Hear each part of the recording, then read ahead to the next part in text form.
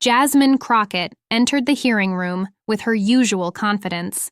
As a rising progressive star, known for her viral takedowns of opponents, she expected another routine day of committee proceedings.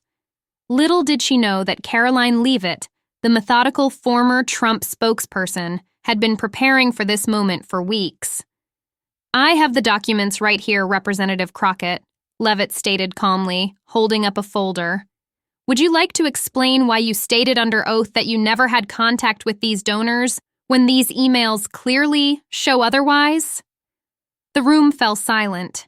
Cameras zoomed in on Crockett's face, capturing the flash of shock before her expression hardened. Committee members exchanged glances while reporters straightened in their seats, suddenly alert to the unexpected confrontation unfolding before them. For months, Crockett had dominated congressional hearings with her aggressive questioning style and dismissive treatment of witnesses who challenged her narrative. Her confident declarations went viral on social media almost weekly. She'd built her reputation on being unflappable, a former civil rights attorney from Dallas who never backed down. Her supporters loved her confident swagger and take-no-prisoners approach. "She doesn't play by the old rule book," political commentator Marcus Jennings had remarked just last month. Crockett represents a new generation of politicians who understand that in today's media environment, bold moments break through the noise. Those bold moments had turned Crockett into a fundraising powerhouse and social media star. Her campaign coffers overflowed with small-dollar donations from progressives nationwide who cheered every time she spoke truth to power.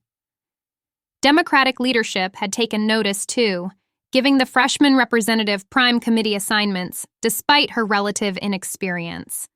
But Crockett's rise hadn't been without controversy. Critics pointed to her tendency to make sweeping accusations without presenting evidence, her dismissive treatment of anyone who disagreed with her position, and her habit of walking away from questions that challenged her narrative. Karoline Leavitt, at just 25, had already built an impressive political resume. The former assistant press secretary under President Trump had developed a reputation for meticulous preparation and formidable debate skills. Unlike the bombastic style of many political figures, Leavitt preferred methodical, evidence-based confrontations that left opponents with nowhere to hide. When Leavitt's turn for questioning came, the atmosphere in the hearing room shifted subtly. Unlike the performative outrage many had expected, Leavitt was calm, methodical, almost surgical in her approach. She first allowed a witness to fully explain his position, nodding respectfully as he spoke, uninterrupted. Then she turned slightly to face Crockett across the dais. "Representative Crockett made some strong claims about dark money. I find that interesting given recent questions about her own campaign's financial disclosures," Leavitt said, her tone conversational, but precise. Crockett visibly stiffened as Leavitt continued. "Just last month, Representative Crockett stated under oath in this very committee that she had never had contact with or solicited funds from foreign-connected donors. That's a direct quote from the transcript." Leaning toward her microphone, Crockett declared, "I stand by that statement. Are you accusing me of perjury, Miss Leavitt?" "I'm not making accusations," Leavitt replied, her composure unwavering. "I'm asking about specific evidence." With that, she lifted a folder containing emails dated March 18th, April 2nd, and May 7th between Crockett's official campaign account and 3 donors with clear foreign business connections.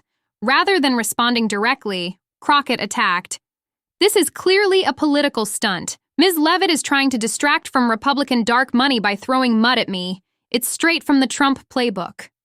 Leavitt didn't take the bait. "These aren't accusations, Representative Crockett. They're documented communications. I'm simply asking if you'd like to address the apparent contradiction between these documents and your sworn testimony." When Crockett finally responded, her voice had an edge that those familiar with her performances had never heard before. Not anger, but something closer to controlled panic.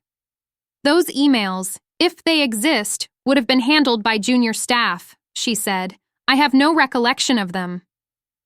That's when Leavitt delivered the blow that left the room in stunned silence. Calmly, she placed a single page on the document camera, projecting it onto the large screens around the hearing room. It was an email from Crockett herself, personally, thanking a donor for their generous contribution and discussing specific policy positions related to international trade that would benefit both our interests. The donor's email signature clearly showed their position with a foreign corporation. "This doesn't appear to be from junior staff," Leavitt observed quietly. "It appears to be from your personal email discussing both the donation and policy implications. Would you like to revise your statement from a moment ago?" The room fell completely silent. All eyes turned to Crockett, waiting for her response. The confident, never flustered Congresswoman seemed frozen, caught between denying what was clearly her own words and admitting she had misled the committee. 5 seconds passed. 10. 15. When she finally spoke, her voice had lost its characteristic boldness. "I would like to review those documents more carefully before responding further," Crockett said, looking down at her notes.